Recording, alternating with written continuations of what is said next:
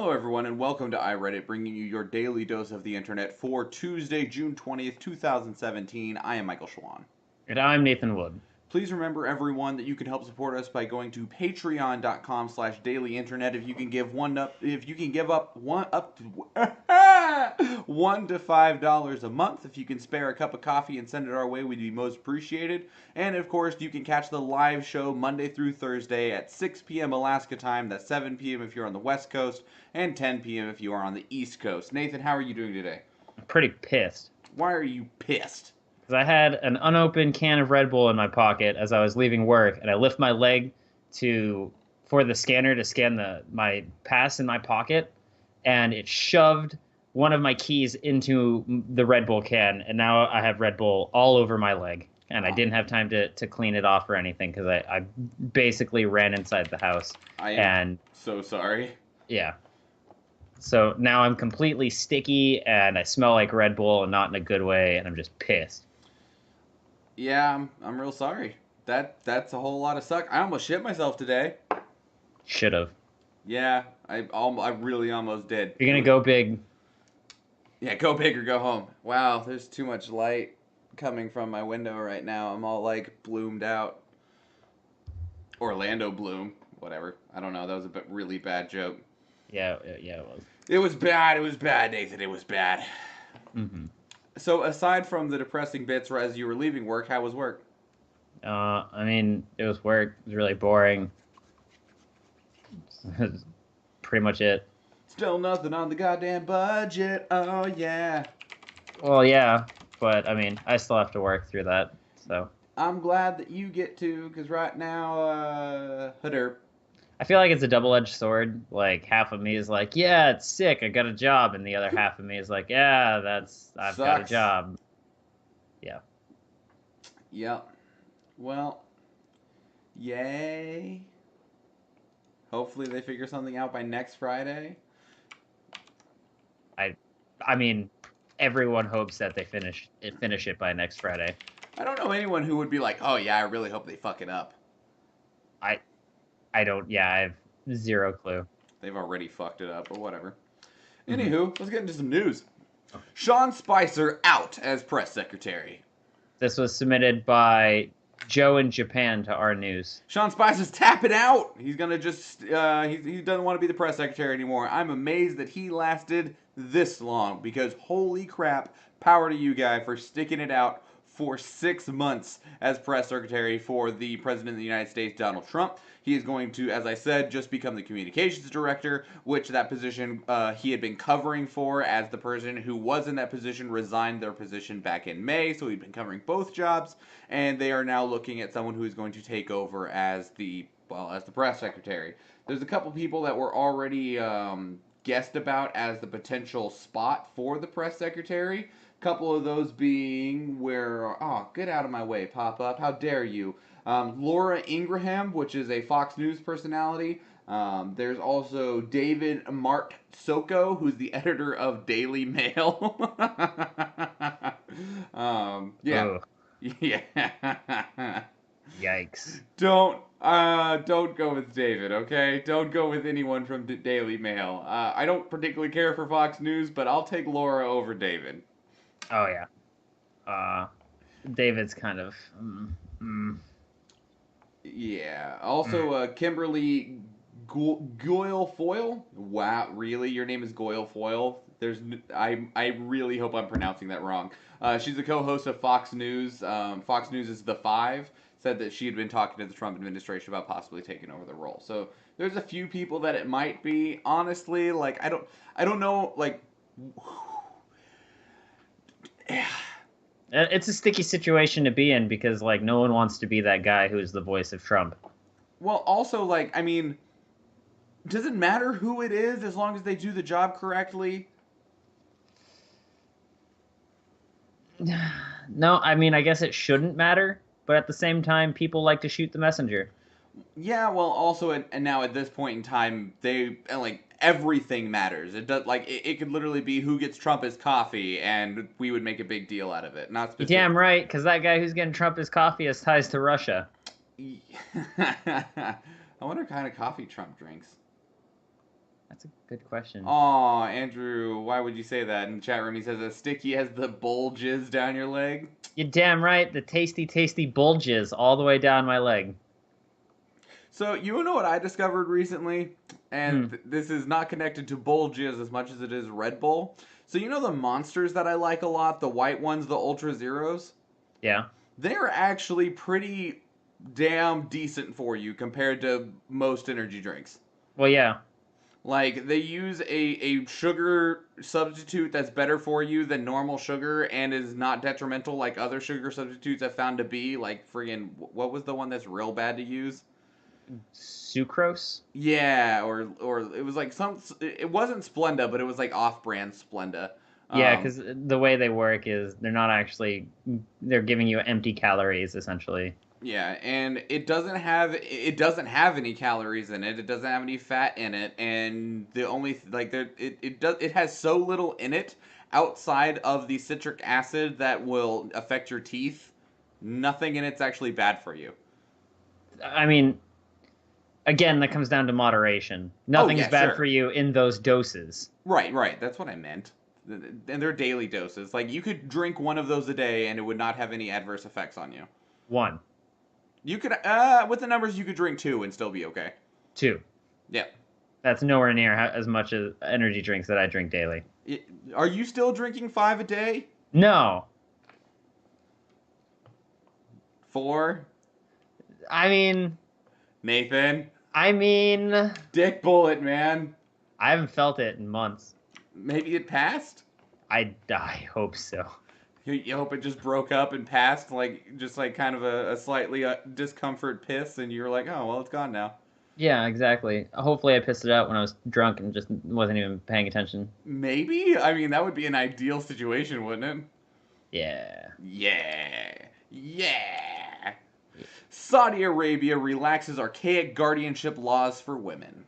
This was submitted by Mark Black Ultor to our uplifting news. So, yeah, they're taking one of the next steps that they need in terms of becoming a non-oppressive country. Hey, respect for women. Yep, King Solomon has announced that women do they. That's funny because, who the United States barely has that. Aw, harsh. They still have to live under the supervision of a male guardian, but they will no longer need his permission to do things like wait, where'd it go? To study or travel. They won't need his permission. They won't need a man's permission to like go get help from a medical, like to go to the doctor, because currently they did have to get permission to go to the doctor. They no longer need to do that. Basically, anything that the government provides, they will provide to a woman without the male guardian's approval. That's good. Because that's absolutely bonkers when your significant other is considered your guardian. Yep. Well, and that still is considered the case. You just don't need his approval for as many things anymore. Yeah. So they're able to benefit from most governmental services, education, healthcare, etc. They can travel about. They still don't have permission to drive, but they can travel. But There's plenty of ways of travel. oh yeah, it's a step forward in a country that is severely behind. Right, exactly. I mean, and it may be a small step, but it's fairly significant for them. Yeah, and I mean, as much as I love to criticize them for their oppressive stance that they have on things, I cannot deny that it was only like 60, 70 years ago that we had similar oppressions here in America. I just wasn't alive for them, and they will probably get to the same point that the rest of the world is at. It just, as it did with everyone, it took a amount of time to get to a point where we were at that place, and same thing for them. I just wish they'd hurry up. Well, I mean, we also had a bunch of people protesting without being murdered for protesting. Yeah, there's that too. I mean, they've had protesters as well, but I mean, they get shut down pretty hard, Yeah, which is bad. right, because you should be able to peacefully protest anywhere at any time, really. Yeah, except people need to learn to actually peacefully protest and not devolve into riots. It's hard when you get emotions and tension going through. Yeah, but all you do is undermine your cause. Right, but not people aren't thinking about that when their emotions and the tension has risen. when you have that emotion and tension risen to that point where you're going to fight, there's not much that will take any person down from that. Also, random side note, by the way, as I'm thinking about it. So I realize we should technically probably update our little thingy-mabobber there, I don't know what you're talking the overlay, because Patreon got a new logo, but I also kind of hate it. So I just dropped it on the screen, and it'll be there in a second, and that's their new logo, and it's awful. I'll see it in a decade. I hope that decade soon. Oh, I moved it. There Oh, we there go. it is. That looks fucking weird. Yeah, that's their new logo, and I really don't care for it. Yeah, I think it's dumb. Yep. So, but I mean, whatever. As long it doesn't matter to us as long as people still support us. We're not here to judge Patreon as long as we still get money through them. Yeah. But By all means, like, your logo's fucking dope if you're giving us money. Right. Can you get sponsored by Patreon? That'd be fucking cool. Gunshots are the third leading killer of children in the United States. This was submitted by Cursed Fan to our news. Yeah, this is not necessarily news so much as something that needs to be addressed. Nearly 1,300 children from the age of 0 to 17 are killed by gunshots each year in the U.S. Nearly 5,800 more suffer from non-lethal gunshot wounds. The majority of these are children in the ages of 12 to 17. Damn. Yeah, of those, 53% are homicide, someone killed the kid. 38% are suicide, 6% are unintentional, and the remaining 3% are either unknown intentions or there's a legal intervention that means that we don't get to know what it was from. With gun suicide, they really meant it. Well, see, that's one of the things that actually this article really wants to bring up is like homicides are one thing because there's a lot of things that get factor into that. I mean, because the child can get killed when they're with the parent or something along those lines. But the 38% suicide is a very large concern, mostly because That's a high fucking number. That is a very high number, but they mostly attribute it to teenagers being emotionally volatile in that they don't take the time to necessarily think about what they're doing. And from being a teenager, totally true, you don't think about jack shit. And even when you do, you don't think about it for very long. The research has suggested that teenagers spend 10 minutes or less debating suicide before they actually make an attempt. And with a gun, you're very successful most of the time when it comes to suicide attempts with a firearm. See, I feel like it shouldn't be at fault of the kids for not thoroughly thinking things through, right? Because at that age, you've only experienced so much. A minute lasts a lot longer than most people think it does, right? Because they've experienced less of them. It's like with a child. If you take a toy from a child, that kid's gonna scream and cry like it was the worst thing that's ever happened to him, because more than likely it is the worst thing that has ever happened to them. Yep.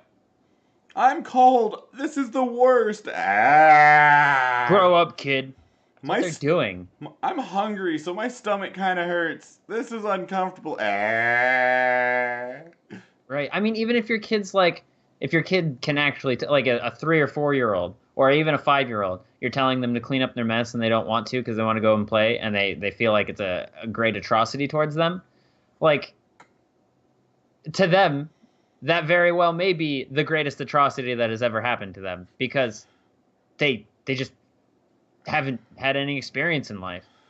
So what they're recommending is, one, to have proper gun safety in your home and properly educate your children about the dangers of firearms, as well as to always take into account the unpredictability of teenagers. Do not believe that you understand everything that is going on in their head, because you never will. Because as a teenager, no one really understood anything, because as a teenager, you didn't understand what was going on in your own head. See, being a teenager is awkward because everyone expects you to act like a grown-ass adult, but up until that point, you've only just been a kid and have only acted like a kid. Yep. So, I feel like we should not fault teenagers for being teenagers more often. Like, sure, there are some situations where well, you're a fucking, you're grown up enough to know not to do that. Like, we've been telling you that for decades. But, well, maybe not decades, but, if a teenager, maybe didn't even know what was going on and claimed that they knew exactly what was going on all along or something. I don't know. I just feel like people need to relax more on teenagers and children because they just don't remember that time period. Like if you Yeah. sat back and looked back and were like, "Man, all of those kids in high school were really dumb and I was smart." No, you were No, you were not dumb smart at too. that point. You were completely fucking stupid and you are projecting your current self into your teenage body. Yeah, and it's important to like I don't like and there are some people that were like the magical golden child when they were young, but those are very few and far between. Most of us made a lot of mistakes and did a lot of stupid stuff when we were teenagers, and you need to remember that teenagers do that shit. Right? It's and sure, we should try to prevent them from doing some bad shit, but you should be more patient with them and explain to them why it's bad. Yeah. Anyway, and make sure your guns are properly controlled. Yeah, no, that one's also an important thing. Robots are eating money managers' lunch. Uh, this was submitted by Mavia to our technology. Automation, baby, automation. So, money managers, accountants, and people of the like, those that will manage like your investments, your mutual funds, and things along those lines, are at the threat of becoming obsolete. Current recent technology has found that through a level of algorithms, machine learning, deep learning, that they can create a machine that can do an accountant's job, or an investor's job, or a hedge fund manager's job better than a person can. I mean, yeah, it's going to be most jobs in general. And yeah, this doesn't surprise me at all because all like accountants and everything are just a bunch of numbers. So as long as you understand numbers, and I mean, if a human can understand a number, we can easily teach a computer to understand numbers because one of the easiest things for a computer to do is to read patterns and algorithms for numbers. So this is written as like a surprising thing that accountants would be one of the first things to be replaced by automation. But once I Please, if anything, they're the absolute first thing that's being replaced by automation. Yeah, well, that and like tellers of any sort. Like, there's lots of McDonald's that have already replaced the people that take your order with machines. Exactly. This is the beginning of the fucking robot uprising. We need to Well, stop with all these machines, go back to good old Amish times. no, there's no Pokemon in Amish times. Yeah, there is. You just got to go outside and throw balls at animals. That no, Nathan, no, that doesn't work. Yeah, it does. That's how you get mauled by a bear. And we've had 2 people die in the last 3 days in Anchorage from They getting should have mauled. leveled their Pokemon up more. You son of a bitch. Ursaring is nothing to be afraid of. The article does bring up something we've talked about in depth in the past, and that is universal basic income. The concept that once everything gets automated to the point that it is more difficult, or it's like just the economic stance of things is that you will have to provide people with money for existing to keep the economy afloat. If you plan on continuing with an economy. Yeah. And we talked about it before. Basically, the results are Mad Max or Star Trek. Mad Max is everything collapsing, or Star Trek is when everything ascends past the need for an economy and we just become a unified species. Or literally both. Or possibly both, yeah. Yeah. But So either way, automation. I still want my self-driving car, yeah. oh, I bet you do. Donald Trump betrays his promise to stay out of Syria. Surprising no one ever. This was submitted by Sivri Biber to our politics. You know, here's the thing, is like people are really happy to criticize Trump right now, and I understand. I love criticizing Trump. It's real easy. Trump criticizes himself in his tweets every there's an entire subreddit dedicated to it where they have tweets of Obama criticizing the president, which is then now him doing stuff that he's doing today. One of the platforms that he had though was that he wanted to stay out of Syria because the United States gets nothing from the conflict and should stay out, is it's not our business.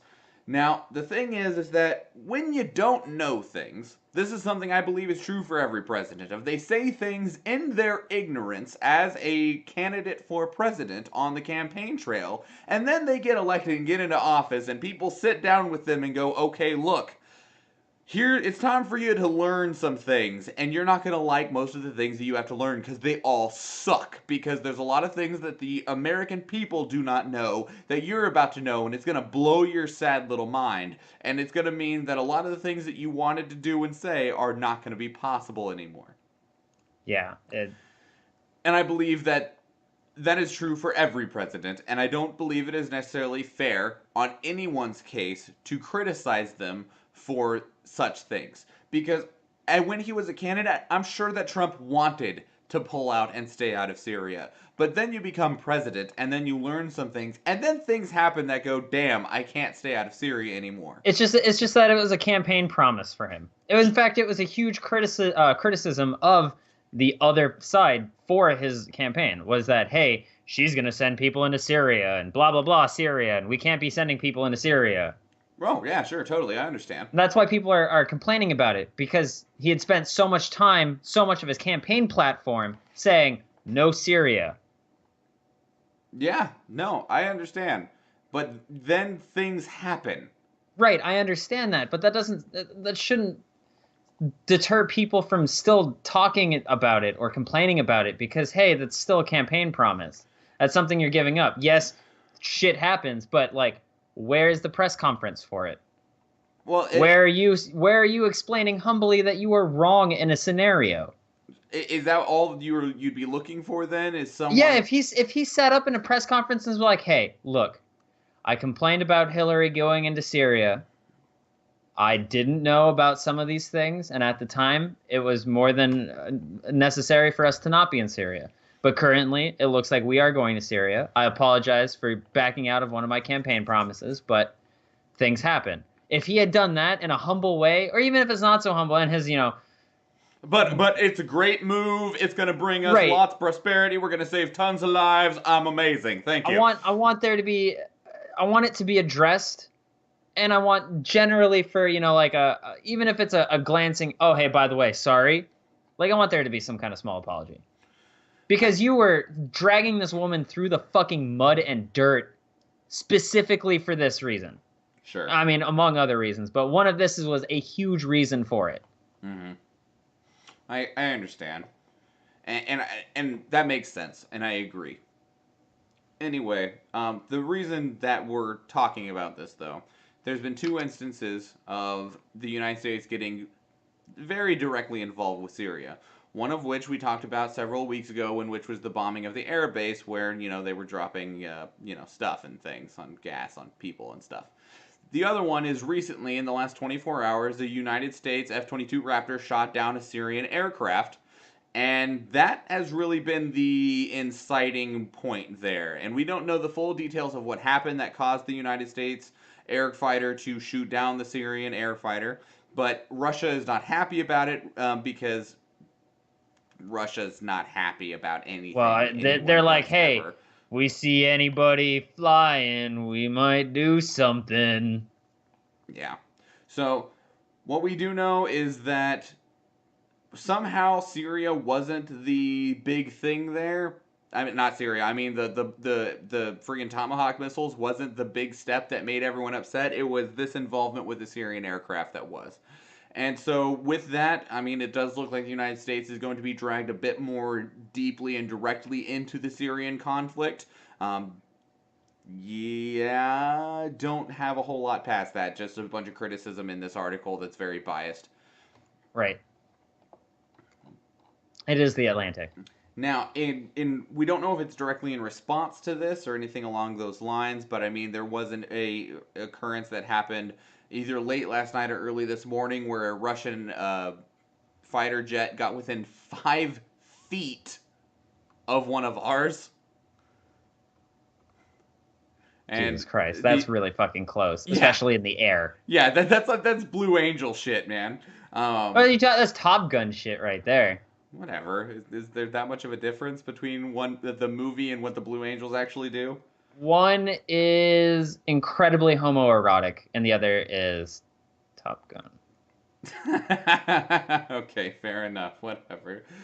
We don't know if that was in response to the whole instance in Syria. It is an aggressive move. The American pilot said that it was an extremely dangerous maneuver because, I mean, if they would have knocked planes, they both would have been dead. Is that what they call it nowadays? Knocking planes? Maybe, sure. I mean, I don't know. Something's gonna be flying through the air. It's a weird term. It's pretty plain. Damn it, Nathan.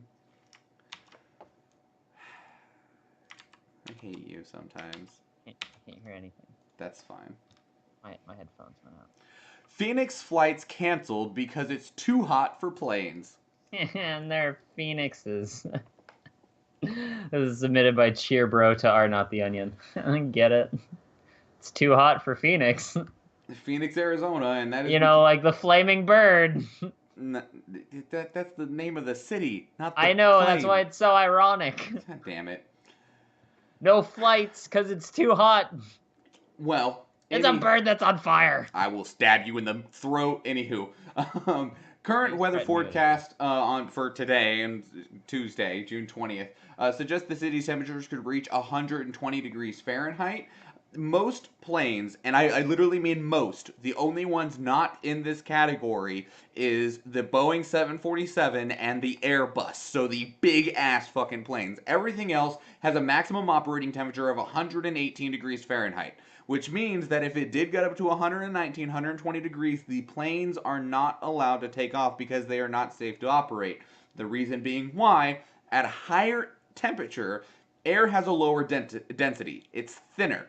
And lower air density reduces how much lift is generated on the aircraft's wings. That's how it flies. So if the air isn't as thick because it's super hot, there's not enough air to create the lift to lift a plane up into the sky. So if it's That too air needs to hot, be thick. planes can't fly. And so if it hits 120 degrees, planes can't fly unless you're one of the massive ones like a 747 or an Airbus. And those only have a maximum operating temperature of right around 128 degrees, which is not that far away from the projected temperature for today. Oh, I'm sorry, 126 degrees, even less. Yeah. So, multiple flights in Phoenix, Arizona throughout the midday when it was supposed to be the hottest were canceled because it just wasn't safe to fly. Now, this immediately leads into another conversation, which is global warming, climate change. If that continues to occur and the Earth does continue to increase in its average temperature, which has been the sign for the last several years is that the Earth keeps getting warmer, it could potentially, if we don't develop better planes, completely shut down air travel. We would not be able to fly to one another. Okay. Yeah. No. So it's kind of an important thing that they shut down. Yeah, I mean the plane could straight up just drop out of the air if it doesn't generate enough lift. And like you can force it to generate more lift if you have more powerful turbines, but then you're relying on overclocking the engines, which some of the engines aren't built for, can't do. Some of our planes are kind of old and operate well under normal circumstances, but if you stress them, they could fail. So, I mean, if we build better engines for planes that can reach a higher speed to where they can generate more lift, then sure, but that would also make almost all of the planes we already have obsolete if it was consistently hitting these temperatures. Yeah, we don't really want that, do we? No. No. Now, I mean, some places here would never So we have. should really work on global warming, right? It should be a concern, as we've said already several times. Yeah.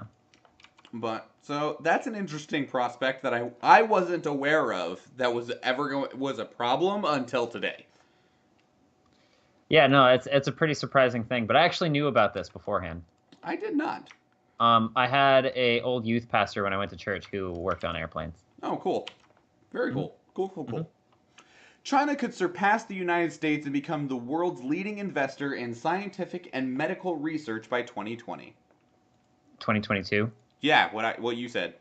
This was submitted by Arzu 1982 to Our Futurology. So, simplify this real quick. China has lots of money. United States has lots of money. United States hasn't had as much money as it used to.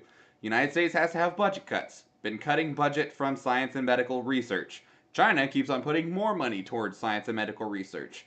And this ranking is based on the number of scientific or medical breakthroughs that occur in a country in a specific amount of time. And we have been the leader for a very long time, but our numbers are starting to go down and China's are starting to go up because it's purely based on money. Okay. Huh, that's interesting. So, with the current predictions, with the current trends of both countries' economies and how they're investing in which direction, China will become the leader of the world, the number one. We're currently number one. We might not be soon in scientific and medical research based purely on the number of breakthroughs that they succeed in. But I mean, at least they're advancing like science in general. I Oh don't yeah. care who is advancing science as long as it's being fucking advanced. And see, that was my immediate thought too, is I was like, if we're still progressing in terms of the science and medical field for humanity, I think that's relatively okay. Yeah, exactly. I don't think that's necessarily that bad. As long as, like, I understand that China is not the greatest country in terms of how we like the things that they do. But they also aren't the worst. They are willing to share, and they aren't using things in horrible, nefarious purposes. Like, some of the greatest scientific breakthroughs were made during the World Wars. Like, the Nazis developed tons of stuff, and it was, like, crazy shit. A lot of it is still very beneficial and used today.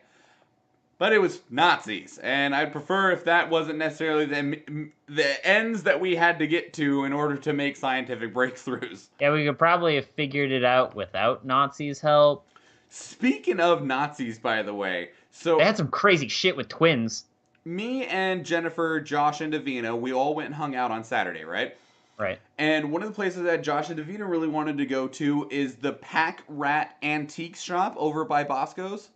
Mm-hmm. And for those who aren't in Anchorage, Alaska, it's literally just a giant ass antique store. They have tons of shit in there. And They do. There's a lot. of all kinds of stuff, like clothes, tools, like, knickknacks, weird, like Paddywhacks. cash registers, Josh brought my attention, and if you are not aware, I am very German. I'm an American citizen. I was born in America to American citizen parents, but my heritage is German, German, German, German, German, German, German. I look very German, and yeah. So Josh brought my attention to something. In one specific section, there's a lot of military stuff and a lot of cool, like, memorabilia and stuff like that, right? Like, there's cool, like, military helmets and, like, old military photos and stuff like that. And he brought my attention to the case that has a bunch of flags in it, right? Mm-hmm. In the case is a full-on authentic Nazi flag. Sure. For sale. Mm-hmm. No. I don't see a problem with purchasing or selling Nazi memorabilia. I do. I think it's perfectly okay if it is being sold to or purchased by a museum for historical purposes. I feel like you should be able to do that to a regular person who is a regular purchaser, like a buyer. If they're a I just have a problem with how people feel about that thing. Well, if you're like a private collector that specifically collects, like, I don't know, like World War II memorabilia or something like that, maybe. But even still, like, I do not feel like that should just be available for someone to purchase. I don't see why it shouldn't be.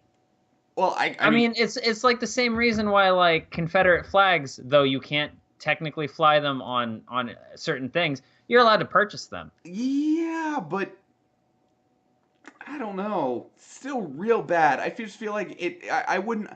Like, I considered buying it for the purpose of destroying it. That's completely up to you, right? If you want to go around and purchase every World War II flag that is not about Nazi Germany, go ahead, purchase all of them and burn them all, right? What you do with that thing after you purchase it, that's completely up to you. If you want to sit there and worship that flag, that's up to you. That's something that I may not agree with. That is completely up to you. We live in a society where it's all buy and sell, at least in America. Sure, but there's some things that I don't feel like should be bought or sold freely anyway. Then at that point it becomes more about the government regulating what you can buy and sell, and we become less of a free market.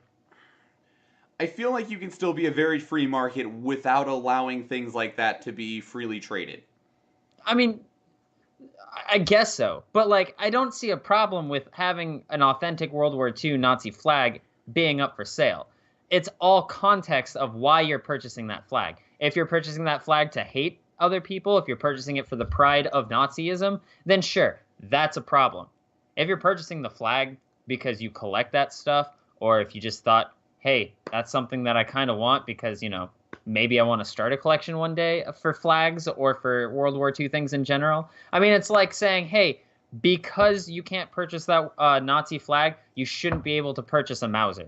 because they were used in World War II. Yeah, and see, I made a similar connection as well when we were there talking about it and stuff because like the German weaponry is really cool, and there's a lot of it that I would like to own, Right. but there's like and like in Germany, by the way, Nazi representation is completely illegal in any Right. way. That flag would not be allowed to be in that store. You would not be allowed to purchase it. It would be removed. Hmm. Or you actually, it would be your responsibility to turn it in. And I don't know what the government does with it or whoever you're supposed to They turn it burn it. into.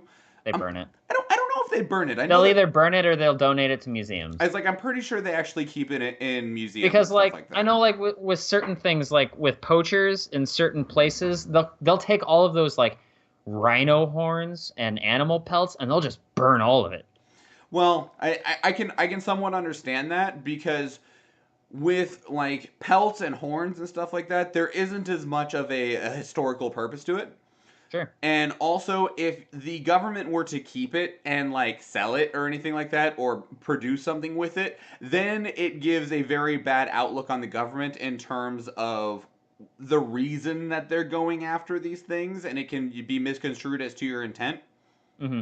I feel like the best way for them to get rid of it is to either sell it or not sell it, to give it to museums so that people can learn from the mistakes of history, or to burn it. Sure. And there was another thing there that initially I thought was really cool. It was a old, like really cool looking medal, Hmm. and then I realized it was an iron cross with a swastika in the middle, and I was like, "Damn it!" Yep. It was $525 too. Yeah, it's probably authentic, or at least pretending to be authentic. It looked pretty damn legit. But anyway, so that conversation aside, let's go ahead and move on with the rest of the news, shall we? FBI director removed. I can speak English. Talked a lot already. FBI director nominee removed reference to case involving Russia government from law firm bio. This was submitted by 71 Sizer to our politics. So Donald Trump announced that his current FBI director nominee, John Mueller, is not the FBI director. He is a special counsel brought in specifically for the Russian investigation. He is not going to be the director of the FBI. So they need a new director after James Comey was fired. Donald Trump's prospective nominee is Christopher Wray. He is a lawyer, and in his biography on his website, for the longest time, it showed that as part of a case back in 2009, no, 2006, he was involved in a case in which someone in the United States was being sued by the Russian government, and they defended them. That's the whole case, by the way. But back in January, the information about that case and Christopher Wray's representation in that case was removed from his public profile. And now people are like, "Hey, why would you do that?" And he said that it was meant to bring his biography up to current because it's used a lot as like a portfolio as an example for people who are interested in hiring him, and stuff from 11 years ago might not necessarily be relevant. Right, sure. And so everyone's like, "I think you just wanted to hide that you had anything to do with Russia." And I mean, anyone at all that is a FBI director nominee is going to go in front of the Senate Intelligence Committee and be interrogated, essentially, same way Comey's and Jeff Sessions have been already. And so, one of the things, of course, they're going to be interested in is, do you have any connections to Russia in any way?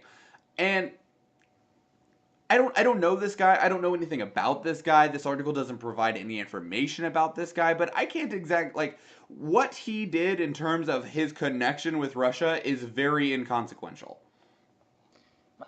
At this point in America, at least, being Russian is almost as taboo as being Muslim.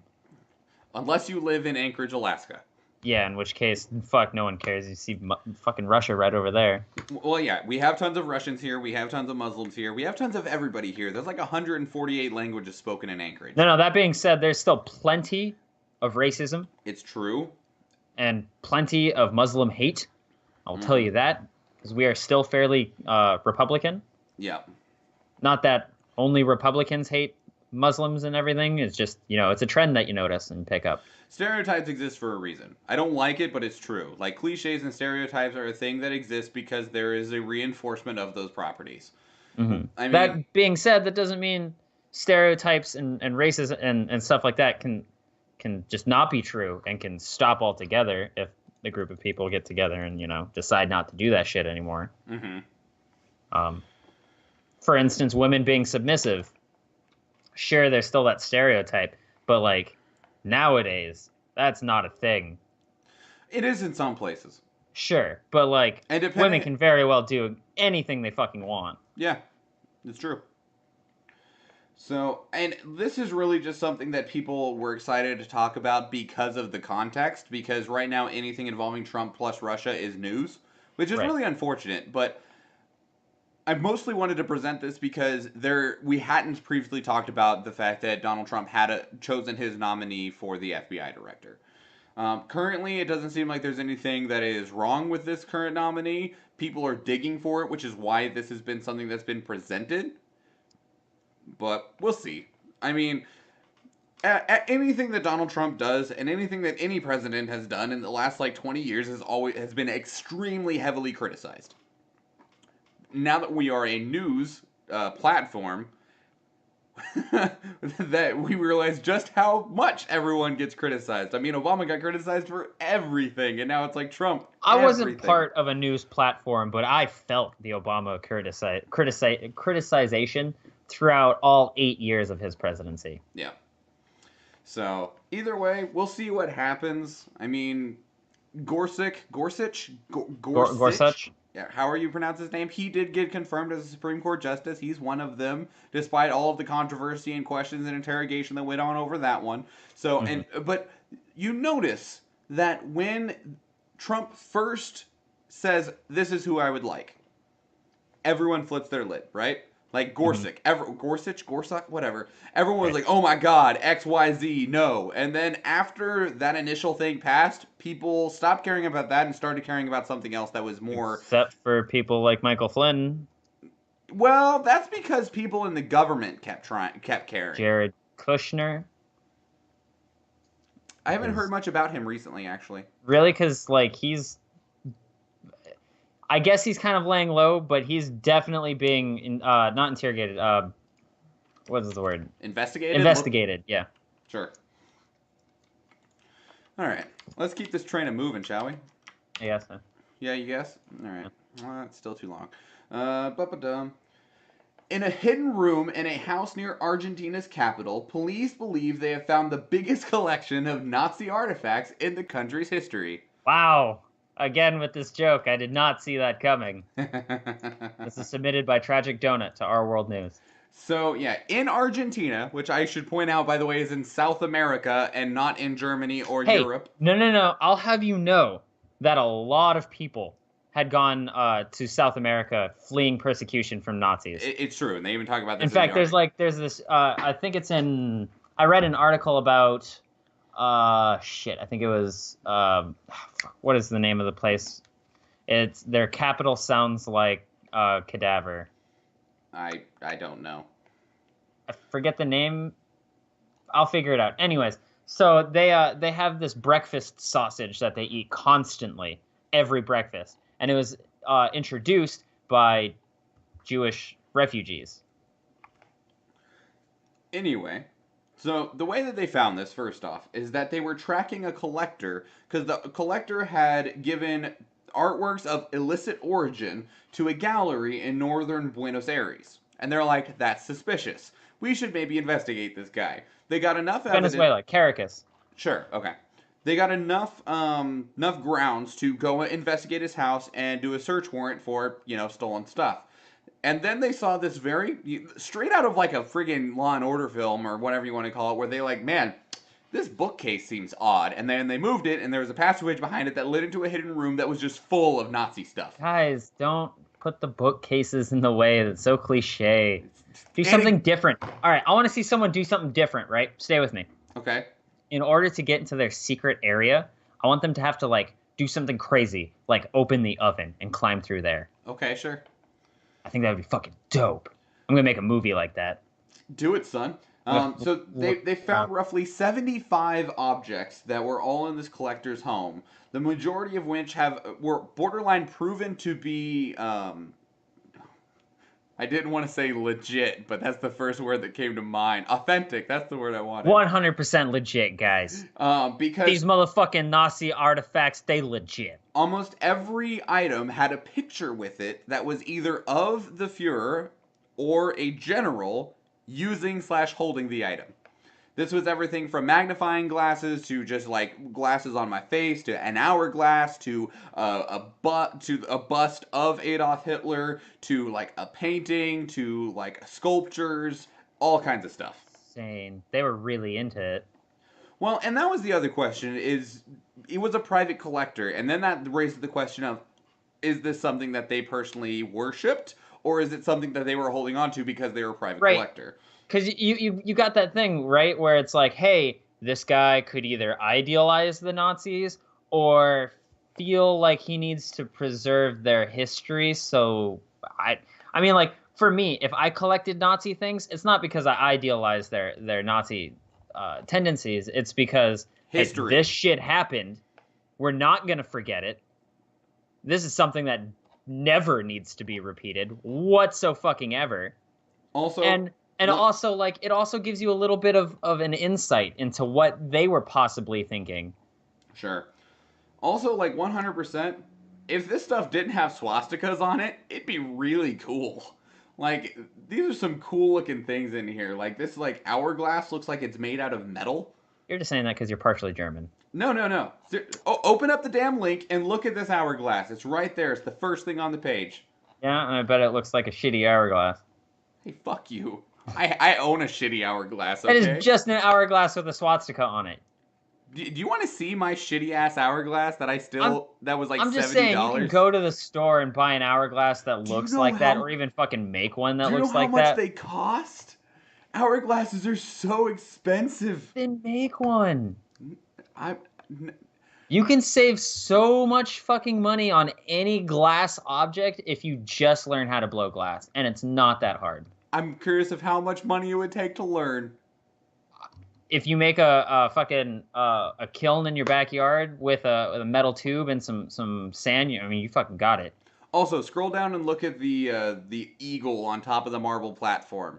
Well, yeah, that's just because it's an eagle. Eagles are fucking cool in general. Yeah, take the swastika off it and it'd be fucking balling. Well, I mean, shit. America adopted the bald eagle as their. Well, I guess. I don't believe the Nazi eagle is a bald eagle. Huh? I don't believe the German Nazi eagle is the bald eagle. I'm not sure actually. Now that I. Damn it! What eagle is Nazi eagle? What is the Nazi eagle called? Bald eagle. A Reichsadler. Huh. Interesting. Is a heraldic eagle derived from the Roman eagle standard used by the Holy Roman Emperors and the modern coat of arms of Germany, including those of the Second German Empire, the Weimar Republic, and the Third Reich. Okay, so if it's based off of the Roman eagle, then we should figure out what the Roman eagle is.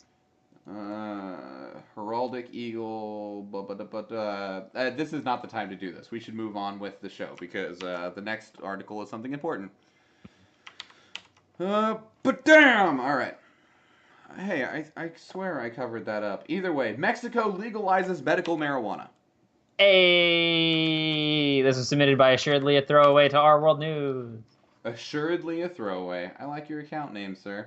I bet it's not a throwaway. I bet it's not either. That throwaway. Yeah, dude, this dude's got 282,733 post karma with 68,363 comment karma. Throw away my ass. Anyway, so yeah, Mexican President Enrique Peña Nieto today confirmed that Mexico has legalized cannabis for medicinal use after overwhelming support of Mexico's lower house. By overwhelming support, the vote was 347 to 7.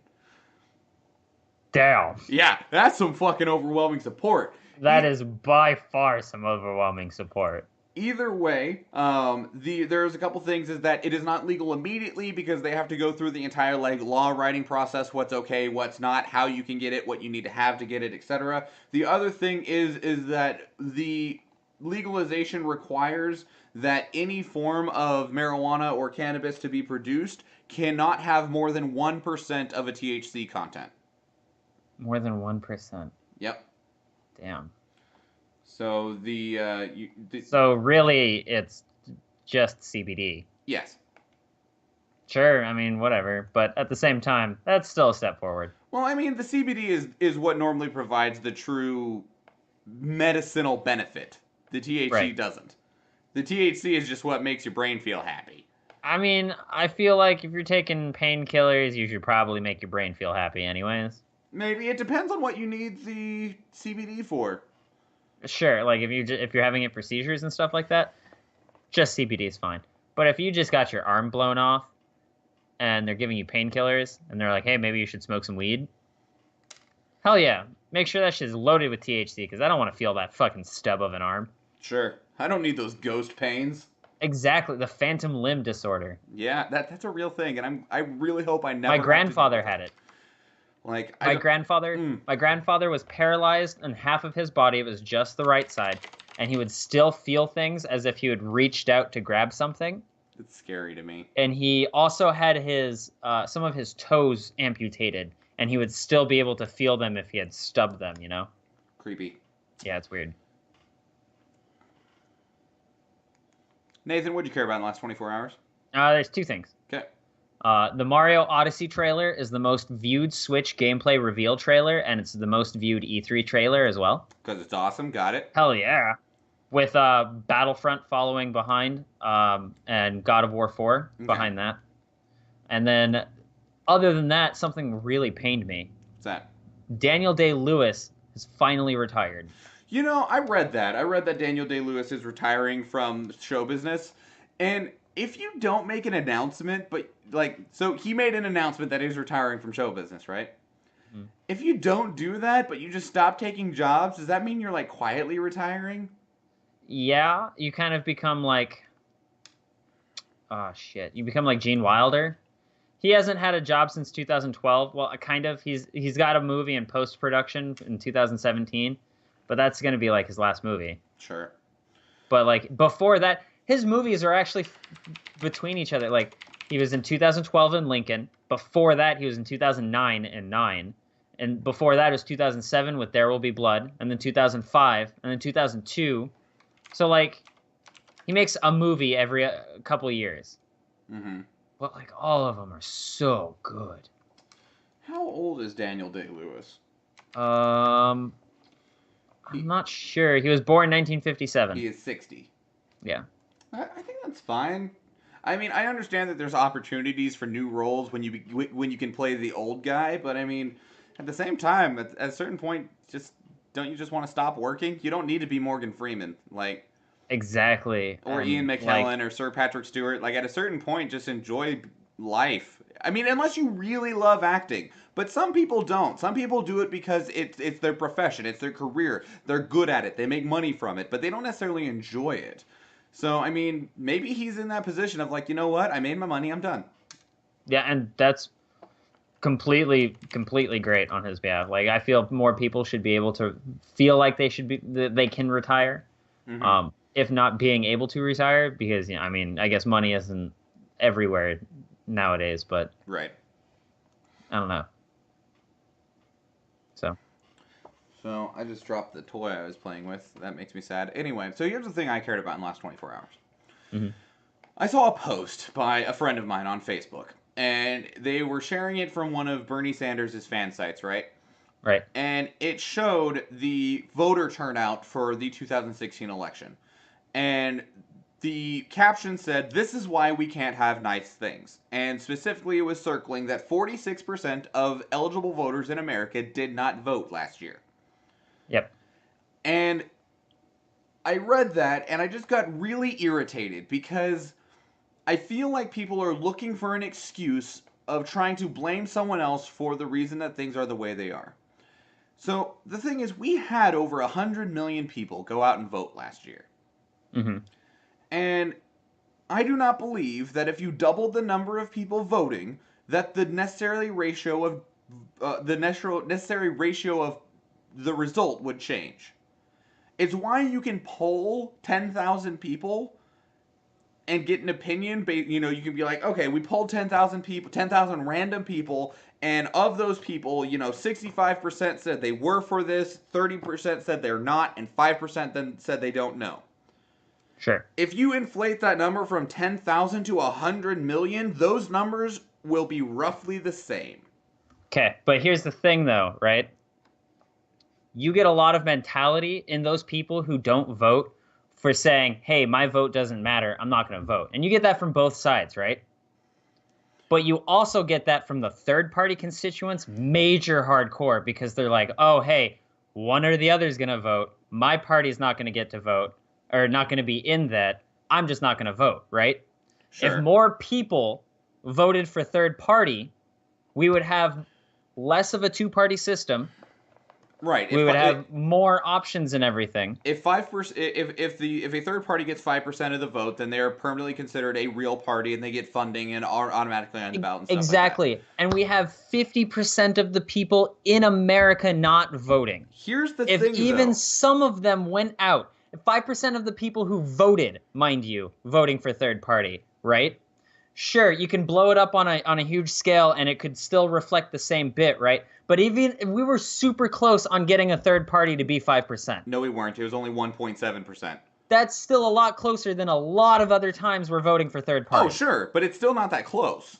Right, but you still have that potential. And even then, if you have blown up that potential to a point where it can knock off kilter the amount needed in order for someone to be just outright president, then they would have to sit there and have another vote. There is that potential, but in a realistic situation, let's say of those 46%, if you get 10% of that 40, if it turns into only 36% didn't vote, realistically, the numbers would still be the same. There might be, because there's always, a margin of error, so it might be that because, you might see a little bit of an influx, but realistically, you would still see the same result. It's like flipping a coin, and I understand that voting is not flipping a coin, but if you flip a coin 1,000 times, you're going to have very close to 50-50%. It might be 512 heads and, 488 tails, and if you blow that up, multiply it by 100, it's still going to be roughly the same. You Right, might but have those results flip, but it's still going to be relatively the same. You can't. But the problem is we don't have two sides of a coin. We have a fucking four-sided dice sitting here with two sides being way more represented than the other two sides. Sure. And by having more people vote, that could have off-kiltered some of those sides. But, sure, yes, it's theoretically, yes, we blow up these things, and theoretically they should sit there in those same percentages. But that doesn't stop people from proving those statistics wrong. I feel more people who didn't vote because they either A, didn't like either of the parties and didn't want to choose a third party because they just felt like, fuck it, or B, are completely lazy, right? Well, and on that as well, though, is that people need to stop being afraid of voting third party. People also need to stop trying to find other shit to blame. Like, people are dwelling on the fact that 46% of America didn't vote. Doesn't matter. That was last year. Try and get, if it's that big a deal, try and get them to vote next year. And I don't mean in 2020. I mean next year, when most of these representatives and senators' seats are up. But it is an important thing to bitch about, because if people aren't bitching about it, they're just going to forget it and continue that trend of not voting. But as we talked about before, most of the time just talking about something doesn't do anything about it. Okay, sure. Then let's do what they do in Europe and make it to where you can't get, fucking basic rights if you don't vote. Which country does that? There's several countries, like I think it's Spain, that says, hey, you don't get child support, or not child support. You don't get money for your child to go to daycare if you don't. There's I think it's Greece. They won't let you get into your bank account unless you vote. Sure. And some people are like, yeah, whatever. I don't get to get into my bank account. I don't get, child. That will make so many people get off their ass and vote. Now, here's my question, question, if it's though. Something as simple as, hey, today's voting day. We all have an extra 30 minutes for our lunch to go vote. Well, I mean, depending on the politician, they want it to be a national holiday, which I would definitely approve of. Yes, 100%. Here's the other problem that I see with that, though, is that if you just make people vote, you are going, like, let's in this scenario, let's say those 46%, because of rules that we have instituted, you can't get in your bank account, you can't get childcare, whatever, you can't get whatever. Like in America, I mean, not in America, in Alaska, we just recently passed a resolution that says if you don't register to vote, you can't get your PFD. Mm-hmm. So, if we do institute that, though, you're going to have a very large influx of uninformed voters that will just vote for the sake of getting what is being withheld from them. Would you want a bunch of people that don't know what they're voting on to go vote? No, I would like a reformation of how we fucking inform our voters. Instead of sitting there letting them watch TV and have these hate campaigns throwing at each other about how on these commercials, how, like that guy is all for refugees, therefore he's for terrorism. Instead, we, have more actual debates, or like give people pamphlets that have a rundown of their own bits and not what they view other people's bits as. Who pays for that? They would have to. But then they would also have to agree to pay for that. Then they won't get votes. If people aren't reading about what you're doing, fuck it. If they're not going to pass out pamphlets telling people what they plan on doing, then they can go fuck off and not have an entire fucking say in our government. I thought you meant that the people would have to pay for it. But no. Here's the thing, though, on that same vein, though, is that you can say they have to pay for it in terms of candidates, but there's more that you vote for than just public seats. Like I just talked about with the resolution that we voted on of making it a legal requirement that you have to register to vote if you want to get your PFD in Alaska. That's not a candidate. That is a public resolution. Right, but that's different in this scenario, right? Because you don't have to vote in order to get your PFD. You just have to sign up. Sure, but if you did have to vote, you would want people to be informed on not just the candidates, but on those resolutions, those ballot issues. Who pays for the pamphlets for those? Then the state, because that is something that's an issue for their ballot. People just need to shut the fuck up and agree that taxes are not the devil. Okay, that's fair. Okay, well, with that, though, it is past an hour. We should probably get ready to go. Everybody, if you would like to support this show and have more conversations with us like the one we just had, of course, please go to patreon.com/dailyinternet if you want to join us live, 6 p.m. Alaska time, 7 p.m. West Coast, 10 p.m. East Coast, Monday through Thursday on Facebook. You can find us on Facebook, Twitter, and Instagram. All of those are at iReaditCast.